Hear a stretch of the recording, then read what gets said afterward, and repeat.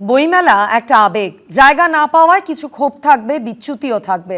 এতদিন যে সরকার চলেছে সেটা দলের, পশ্চিমবঙ্গের নয়। সাহিত্য জগতে অস্পৃশ্যতা কাজ করেছে। যার ইচ্ছে দলে থাকুন, কিন্তু কাউকে ভিন্ন দলে রাঙিয়ে দেবেন এটা ঠিক নয়। গতকাল মহাজাতি সদনের অনুষ্ঠানে মন্তব্য বিজেপি সাংসদ তথা রাজ্য বিজেপি সভাপতি শ্রমিক ভট্টাচার্যের। বইমেলা নিঃসন্দেহে সারা ভারতবর্ষের মানুষকে একটা নির্দিষ্ট আবেগ নিয়ে পৌঁছেছে। একই সঙ্গে এই বইমেলা সংগঠন করতে গিয়ে কিছু খুব মানুষের মধ্যে থাকে, ভিন্ন প্রকাশকদের মধ্যে থাকে। জায়গা না পাওয়ার জন্য কিছু মানুষ প্রতিবাদ করেন, সমালোচনা করেন। যে কোনো সংগঠন করতে গেলেই সেখানে কোনো সমস্যা থাকবে, বিচ্যুতি থাকবে। বিচ্যুতি মুক্ত সংগঠিত ভাবে কোনো কাজ করা কোনো সময় সম্ভব নয়। এটা কাঙ্ক্ষিত না হতে পারে, কিন্তু অনভিপ্রেত নয়।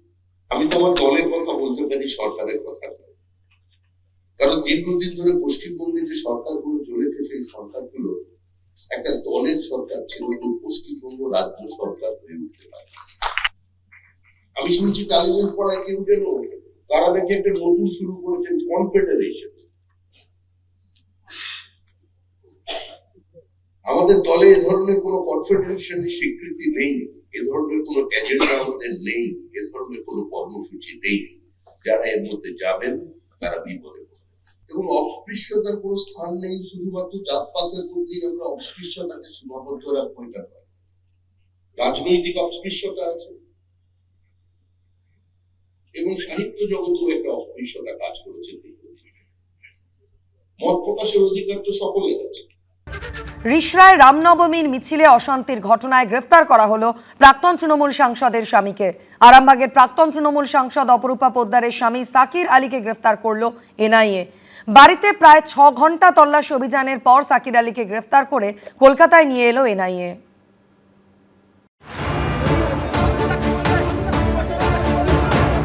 একদিনে জোড়া অস্বস্তিতে কালীঘাট তৃণমূল। একদিকে গ্রেপ্তার প্রাক্তন সাংসদের স্বামী, অন্যদিকে কণ্ঠস্বরে নমুনা পরীক্ষা মামলায় হাইকোর্টে অস্বস্তিতে পড়লেন অভিষেক বন্দ্যোপাধ্যায়। ভাঙচুর, ইট বৃষ্টি, আগুন। 2023 সালের 2রা এপ্রিল এভাবেই ধুন্ধুমার পরিস্থিতি তৈরি হয়েছিল হুগলির রিষড়ায়। রামনবমীর মিছিল ঘিরে দফায় দফায় উত্তপ্ত হয়ে উঠেছিল পরিস্থিতি। সেই ঘটনায় এবার গ্রেপ্তার করা হলো আরামবাগের প্রাক্তন তৃণমূল সাংসদ অপরূপা পোদ্দারের স্বামী সাকির আলীকে, যিনি নিজে তৃণমূল কাউন্সিলর। মঙ্গলবার বাড়ি থেকে তাকে গ্রেপ্তার করল কেন্দ্রীয় এজেন্সি এনআইএ।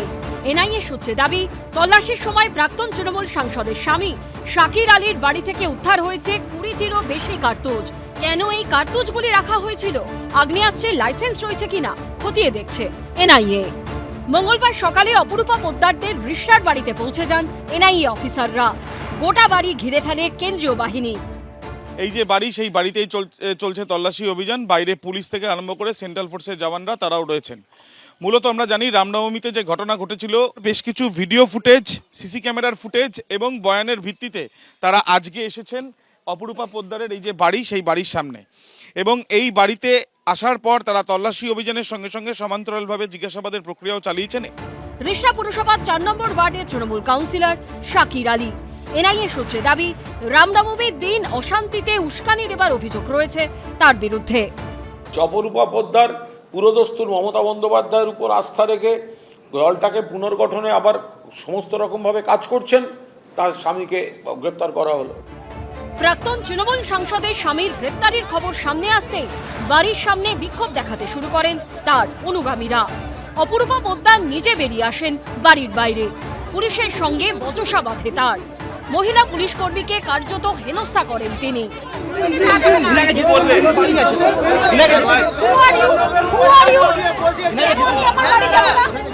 এরপরই তৎপর হয় পুলিশ ও কেন্দ্রীয় বাহিনী।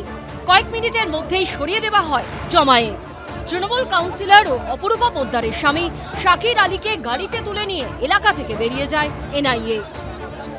অপরূপা পোদ্দার তার স্বামীকে গ্রেপ্তার করে নিয়ে যাওয়া হচ্ছে, সরাসরি সেই ছবি দেখাচ্ছে সন্দীপ সাধুকা।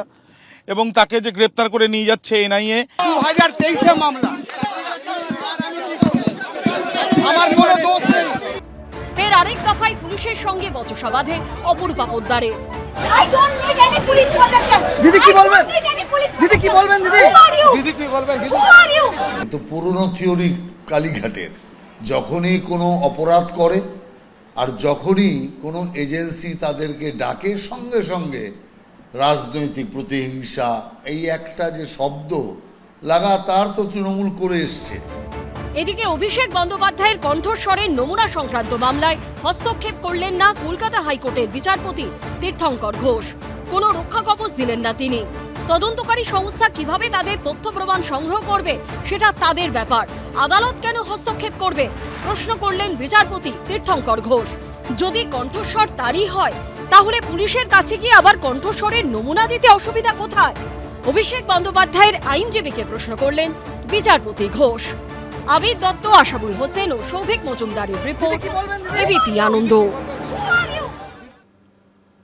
হাইকোর্ট থেকে সুপ্রিম কোর্ট রামনবমীর মিছিল ঘিরে অশান্তির ঘটনায় এনআইএ তদন্ত নিয়ে 2023 সাল থেকে কম জলঘোলা হয়নি। এনআইএ তদন্ত আটকাতে সুপ্রিম কোর্ট পর্যন্ত ছুটে গেছিল তৎকালীন তৃণমূল সরকার।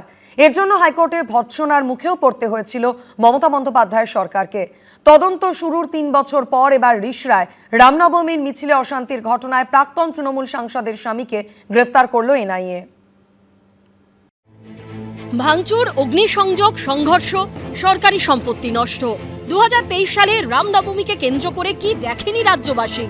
এরপর পুলিশ হয়ে তদন্ত পৌঁছয় কেন্দ্রীয় এজেন্সি এনআইএর হাতে। কিন্তু তার আগে মামলা হাইকোর্ট হয়ে সুপ্রিম কোর্ট পৌঁছেছিল, জল গড়িয়েছিল বহুদূর অবধি। এই ঘটনা তদন্তভার যাতে এনআইএর হাতে না পৌঁছয় তার জন্য মরিয়া চেষ্টা চালিয়েছিল তৎকালীন তৃণমূল সরকার। 2023 সালে রামনবমীর মিছিলকে কেন্দ্র করে হাওড়া, শিবপুর, হুগলির রিষড়া এবং উত্তর দিনাজপুরের ডালখোলায় দফায় দফায় অশান্তি হয়। এই ঘটনায় হাইকোর্টের দ্বারস্থ হন শুভেন্দু অধিকারী।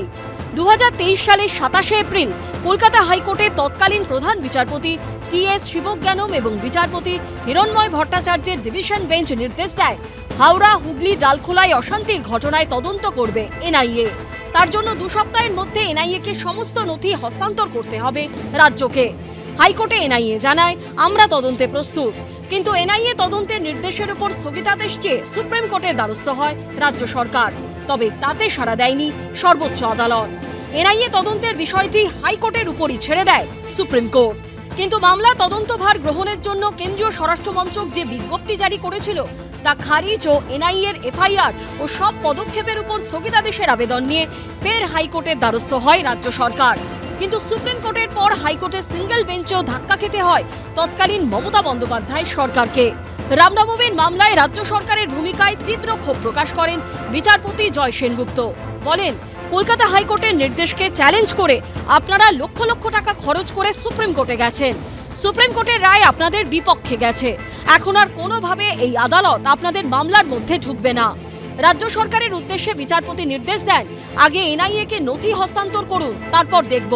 পদে পদে তৎকালীন তৃণমূল সরকারের বিরুদ্ধে উঠেছিল এনআইএ তদন্তে অসহযোগিতার অভিযোগ। 2023 সালেরই সেপ্টেম্বর মাসে রাজ্য সরকারের বিরুদ্ধে অসহযোগিতার অভিযোগ তুলে হাইকোর্টে যায় এনআইএ।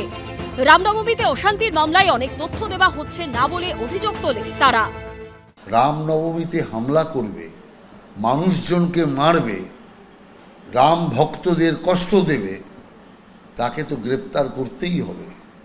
একটা জিনিসের মাধ্যমে পুরো বার্তা দিচ্ছে প্রশাসন, পুলিশ, যে সন্ত্রাসবাদের কোনো ঠাঁই পশ্চিমবাংলায় নেই, গুন্ডামির ঠাঁই পশ্চিমবাংলায় নেই, সাম্প্রদায়িক আক্রমণের ঠাঁই পশ্চিমবাংলায় নেই।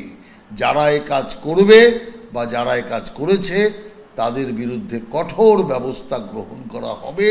পাল্টা অযোধ্যার রাম মন্দিরে প্রণামী চুরির প্রসঙ্গকে হাতিয়ার করে বিজেপিকে তুলোধনা করছে তৃণমূল। এই যে রাম মন্দির নিয়ে ভয়ঙ্কর কেলেঙ্কারিটা চলছে, মন্দির সেখান থেকে চুরি, ভয়ঙ্কর ব্যাপার। এটা হয় নাকি কখনো? আমরা জানি না কোথায় কি হচ্ছে, কারণ ওখানে তো সবই বিজেপি এবং তার বন্ধু বান্ধব, যারা রাম মন্দির নির্মাণ, রাম মন্দির নিয়ে এত কথা বলতেন, ভগবান রাম, তো তাদের মুখ থেকে একটা কথা নেই কেন? এদিকে পুলিশকে ধাক্কা দেবার অভিযোগে প্রাক্তন তৃণমূল সাংসদ অপরূপা পোদ্দারের বিরুদ্ধে এফআইআর দায়ের করল পুলিশ। পুলিশের গায়ে হাত দেওয়া না, এটা তো অন্যায়, এটা অন্যায়। বুধবার শ্রীরামপুর থানায় হাজিরা দেওয়ার জন্য নির্দেশ দেওয়া হয়েছে প্রাক্তন তৃণমূল সাংসদ অপরূপা পোদ্দারকে। আবিদ দত্ত, সৌরভ বন্দ্যোপাধ্যায় ও ব্রতদেব ভট্টাচার্যের রিপোর্ট, এবিপি আনন্দ। রামনবমীতে অশান্তির মামলায় প্রাক্তন তৃণমূল সাংসদ অপরূপা পোদ্দারের স্বামীকে এনআইএ মঙ্গলবার গ্রেফতার করেছে। 3 বছর আগে এই অশান্তি ঘিরে অগ্নিগর্ভ পরিস্থিতি তৈরি হয়েছিল। হাওড়ার শিবপুর থেকে হুগলির রিষড়ায় কোথাও গাড়ি ভাঙচুর করা হয়েছিল, কোথাও আগুন লাগানো হয়েছিল। সেই সময় পুলিশের ভূমিকায় প্রশ্ন তুলেছিল খোদ কলকাতা হাইকোর্টও। 3 বছর আগে রামনবমীর মিছিলে হামলায় এরকমই অগ্নিগর্ভ পরিস্থিতি তৈরি হতে দেখেছিল পশ্চিমবঙ্গবাসী। এবার সেই ঘটনায় প্রাক্তন তৃণমূল সাংসদ অপরূপা পোদ্দারের স্বামী তৃণমূলেরই কাউন্সিলর শাকির আলীকে গ্রেপ্তার করল এনআইএ। 2023 সালে 30শে মার্চ রামনবমীর মিছিলে হামলার ঘটনা ঘিরে রণক্ষেত্রে চেহারা নেয় হাওড়া শিবপুর।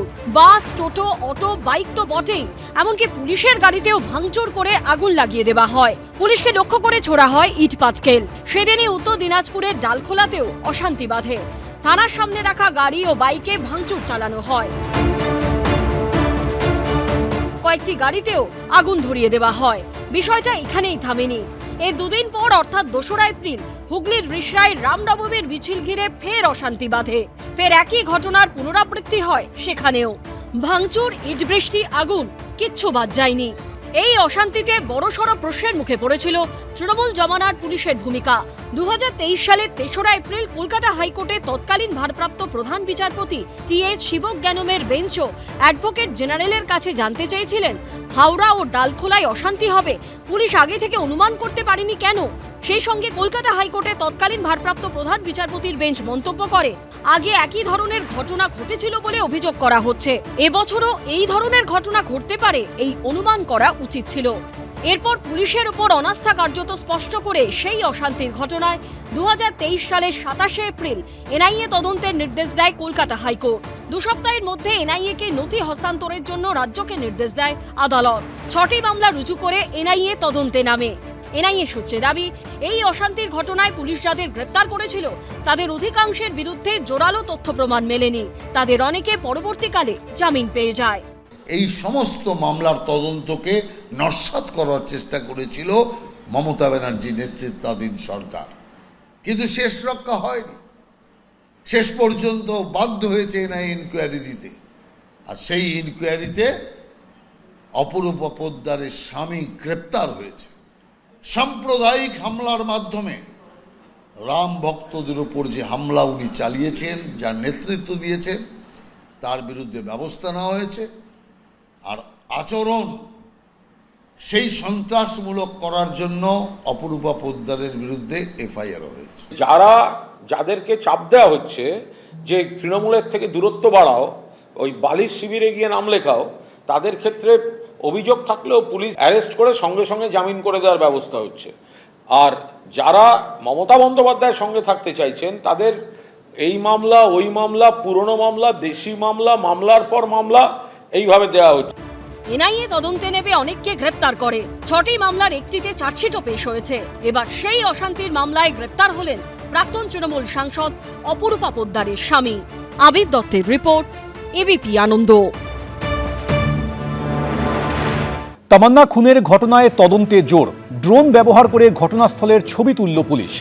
বিশেষ সরকারি আইনজীবী নিয়োগের পর তদন্তে গতি। কালীগঞ্জে তৃণমূলের বিজয় মিছিল থেকে বোমা ছোড়ায় মৃত্যু হয়েছিল ছোট্ট তামান্নার। অভিযুক্তরা যেখানে মিছিল থেকে বোমাবাজি করেছিল, যেখান থেকে তামান্নার দেহ উদ্ধার হয়েছিল, সেই স্থানের ভিডিও এবং ছবি সংগ্রহ করল পুলিশ। তামান্নার বাড়িতে গিয়ে পরিবারের সঙ্গে কথা বললেন নতুন পিপি বিভাস চট্টোপাধ্যায়। মুখ্যমন্ত্রীর নির্দেশের পরই এফআইআরে থাকা বাকি 13 জনও গ্রেফতার হয়েছে। তামান্না খুনে গ্রেফতার করা হয়েছে এফআইআরে নাম থাকা 24 জনকেই।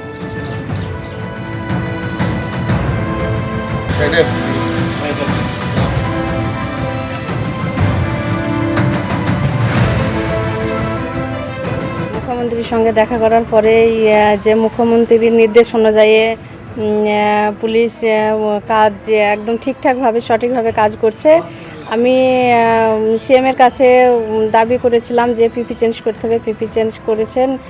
পিপি আমার বাড়ি এসেছিলেন এবং তার নির্দেশ অনুযায়ী আজও পুলিশ এসেছে। আজও যে যা কিছু তদন্ত করার যেমন মানে খুঁটিয়ে যত রকমের যা কিছুভাবে তদন্ত করার আছে সমস্ত কিছু পুলিশ করছেন। আপনি কি এই তদন্তে খুশি? আমি এখন পর্যন্ত তদন্ত যা চলছে তো সেগুলো ঠিকঠাক মনে হচ্ছে, তারপরে দেখা যাক আবার আগামীতে কি হয়। এবিপি আনন্দ, এগিয়ে থাকে, এগিয়ে রাখে।